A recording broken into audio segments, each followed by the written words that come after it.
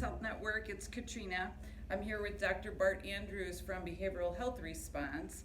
Dr. Andrews is a national expert on suicide, the need for suicide prevention, awareness, promotion, the need for suicide treatment, and the need to use evidence-based treatment with suicide. So thank you for being here with us today. Katrina, thank you for having me, and thank you to all the Compass folks and all the wonderful work you're doing. Yeah, we're really trying to bring awareness to Suicide Awareness Month. So thank you for having me here today. So the first question is, can you tell us what efforts are going on in Missouri regarding suicide awareness? Missouri is doing so much stuff right now. If folks don't realize this, Missouri is actually on the Zero Suicide Academy's PowerPoint. So Right. when the Zero Suicide Academy goes all over the country and trains people in zero suicide, Missouri's suicide data is on those slides because the suicide rate for people in care in community mental health centers in the state of Missouri dropped to 30% over a couple of years. And that drop coincided with when we trained everybody in zero suicide starting in 2015. Yeah. So that was a really big deal. Compass Health was actually with BHR at the second ever Zero Suicide Academy. Missouri's Department of Mental Health and Ozark Center were at the first ever Zero Right. Suicide Academy in the world ever. And then, but what's so special about Missouri and what's going on here is that Missouri was the first state to officially train all of its community mental health centers like Compass, like BJC, like Comtree. Everybody got trained in zero suicide, and those members have continued as part of a learning collaborative. And we meet 3 to 4 times a year, and the work that folks are doing is amazing. And there's no doubt in my mind that the reason we've seen a drop in suicides has been because of that. And I think there's actually some Compass data that Compass has very specific Absolutely. results in its area, and Compass has been doing amazing things in terms of making sure that people are getting appropriately screened, to make sure we're using evidence-based practices, putting people on a suicide care pathway, whatever Compass happens to call that. So, but that's not all that we're doing. We're doing lots more than that. The state of Missouri got a zero suicide grant, which allowed us to fund more zero suicide academies to get hospitals involved. We just had a zero suicide academy where several large hospital systems participated. The substance use providers are participating. We've got some primary care folks interested.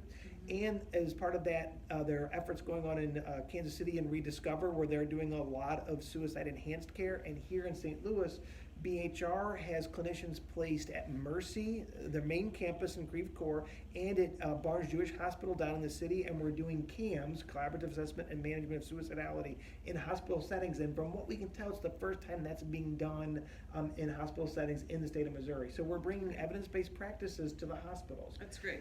For a minute, talk about the Missouri Suicide Prevention Network. Which is another good thing that we're doing. So we're coming up on our year anniversary. Yes. Missouri has never had a statewide Missouri Suicide Prevention Coalition or group.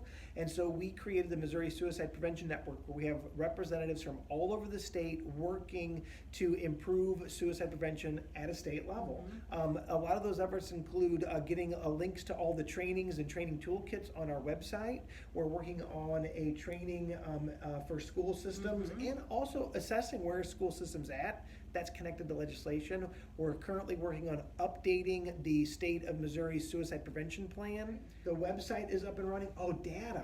One of the folks that's, if you didn't know this, there's a real lag in getting data about suicide. Like right now it's 2019 and we don't even have official 2018 data released yet. And we're working with some great folks from the Department of Health and Senior Services so that we'll be able to get more immediate data so that we can use to start tailoring interventions based on location. So getting good data is another huge part of our efforts. So these are all things that we're trying to do, and the big plan here is that for Missouri to embrace a public health effort in suicide prevention, so that we're making sure that everybody across the state has the tools they need, and that we're all working together and doing targeted interventions, universal interventions, and identified interventions. Great. So you're right, we're doing everything we can to screen everyone that comes through the door. We're training our staff, but not all staff at Compass Health Network are clinicians. On a day-to-day basis, what do you think the individual person working across our many, many counties can do to, help those in need or bring awareness or get in line with what we're doing at the state level? Yeah, so it's really important. And one of the things that we're working on with the new strategic plan is that we want it to be something that's available to everybody, every resident of Missouri, not just for clinicians. So I think the big parts is that everybody involved should have had some level of training like QPR, some basic gatekeeper training. Everybody has a role in suicide prevention. And being aware of looking out for people that might be struggling, asking the question, are you okay? Are you thinking about suicide if folks look like they're struggling? And then knowing how to link them quickly into services, getting them connected with the crisis line or a crisis worker at Compass Health. There's always something we can do. It's better to do more than less.